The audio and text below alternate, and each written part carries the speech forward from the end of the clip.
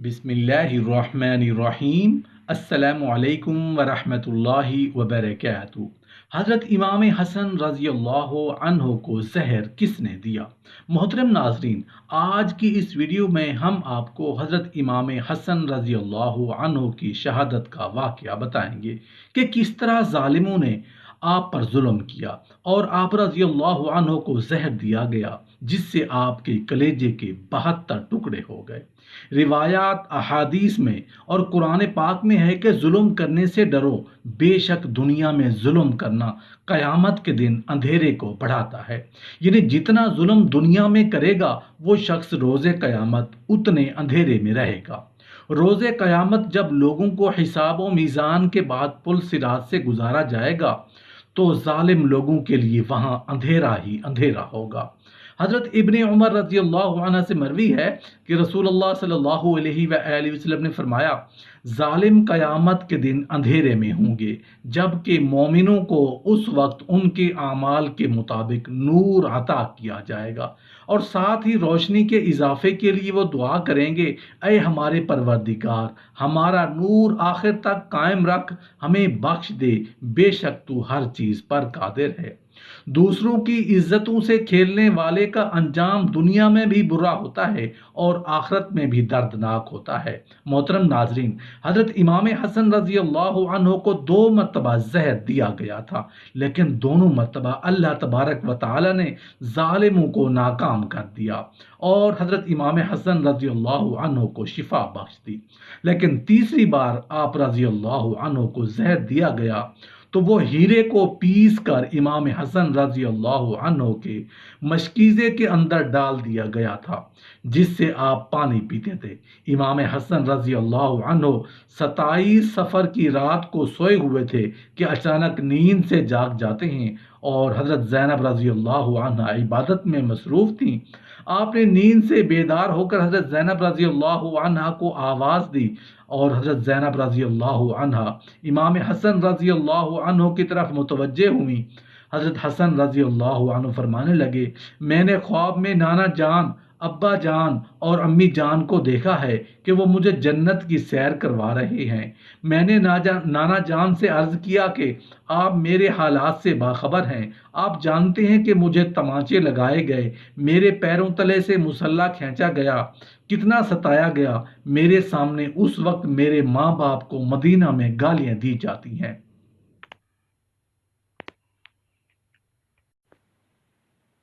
या रसूल अल्लाह सल्लल्लाहु अलैहि वसल्लम, मैं इस दौर से गुजर रहा हूँ। आका सल्लल्लाहु अलैहि वसल्लम ने इरशाद फरमाया कि सब्र करो, तुम बहुत जल्द हमसे आकर मिलने वाले हो। इमाम हसन रजी अल्लाह अन्हु ने एक और ख्वाब देखा कि आपकी पेशानी पर कुल हुवल्लाहु अहद लिखी हुई है। ये ख्वाब जब लोगों ने सुना तो बहुत खुश हुए, लेकिन आपके शागिर्द सईद बिन मुसैब रजी अल्लाह अन्हु ने सुना तो आपने फरमाया कि मौला, अगर उस ख्वाब की ताबीर पूरी हो गई तो समझ लीजिए आप बहुत जल्द इस दुनिया से जाने वाले हैं। बस कुछ दिन ही बचे हैं। ये ख्वाब तो था ही, मगर सब लर्जे हुए थे।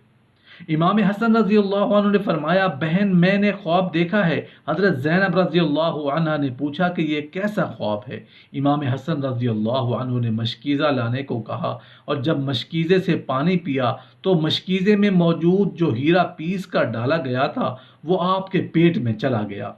रिवायतों में आता है कि आपके कलीजे के 72 टुकड़े हो गए। बाज़ मुख्तलिफ रिवायत में 80 और बाज़ रिवायत में 100 टुकड़े लिखा है। जब आप कह करते तो आंतों और कलेजे और टुकड़े होकर गिरते।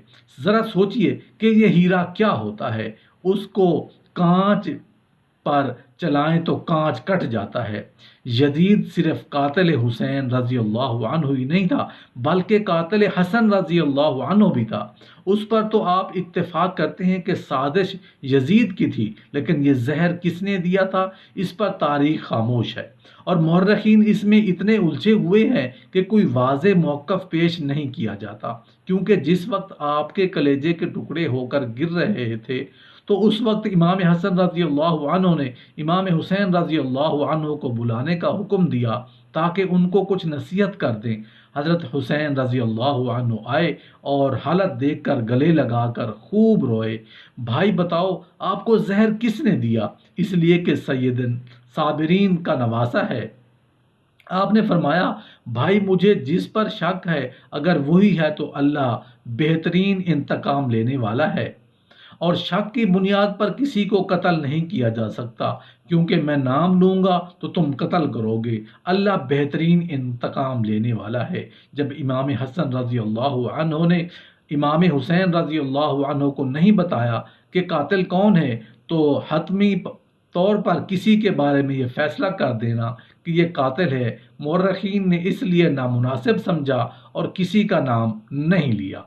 بہرحال جب صبح ہوئی اور لوگ جمع ہونے لگے تو اس وقت امام حسن رضی اللہ عنہ نے فرمایا حسین میرا چہرہ کیسا نظر آ رہا ہے؟ امام حسین رضی اللہ عنہ روتے ہوئے بولے کہ بھائی آپ کا چہرہ ہرا ہو گیا ہے۔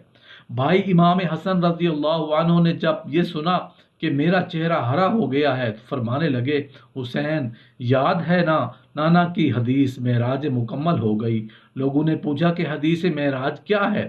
تو آپ نے فرمایا جب میرے نانا رسول اللہ صلی اللہ علیہ وآلہ وسلم معراج پر گئے تھے اور ہماری پیدائش بھی نہیں ہوئی تھی تو نانا جان معراج پر جنت کی سیر کر رہے تھے تو جنت میں دو محل دیکھے، ایک ہرا تھا اور ایک لال تھا۔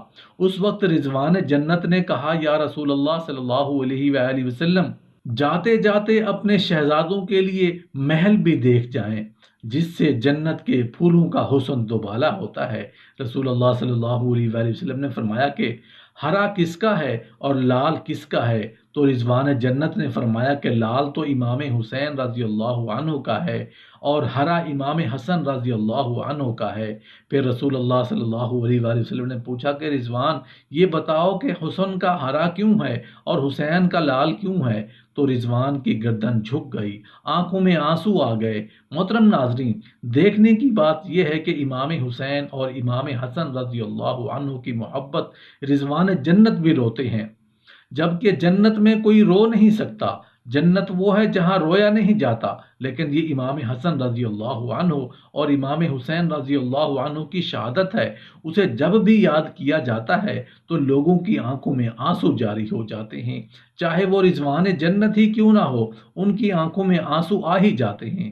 رضوان جنت کی عرض کی ہمت نہ ہوئی تو حضرت جبرائیل علیہ السلام نے فرمایا یا رسول اللہ صلی اللہ علیہ وآلہ وسلم میں بتاتا ہوں اللہ کے حکم سے، یہ ہرا اس لیے ہے کہ حضرت امام حسن رضی اللہ عنہ کو زہر دیا جائے گا اور ان کا چہرہ ہرا ہو جائے گا، اور امام حسین رضی اللہ عنہ کو کربلا میں شہید کیا جائے گا، شہادت کی وجہ سے خون سے سارا جسم لال ہو جائے گا، اسی لیے حسن کا ہرا اور حسین کا لال ہے۔